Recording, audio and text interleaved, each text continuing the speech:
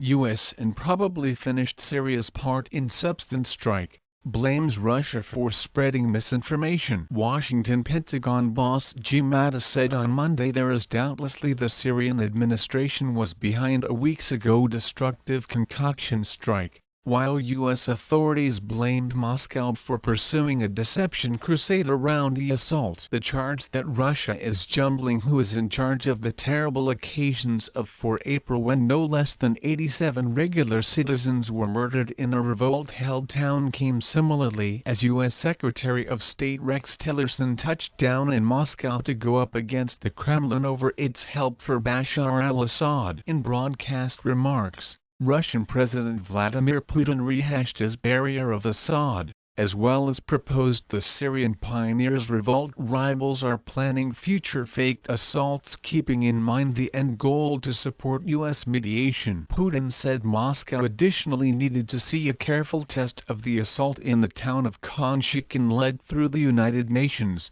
and pummeled U.S. allegations as reminiscent of the weapons of mass decimation claims paving the way to the 2003 Iraq intrusion. A senior U.S. official said Moscow is attempting to confound the world, while Mattis said Washington is sure Assad is to be faulted. There is undoubtedly the Syrian administration is in charge of the choice to assault and for the assault itself, the new protection boss said in his first Pentagon question-and-answer session. He emphasized notices that further compound weapons utilize will be met with crisp U.S. activity. If they utilize substance weapons, they will pay a solid cost. The United Nations Security Council in the meantime is set to vote Wednesday on a determination requesting the Syrian government collaborate with an examination concerning the assault, a measure Russia will probably veto, ambassadors said. Protection Secretary James Mattis. AP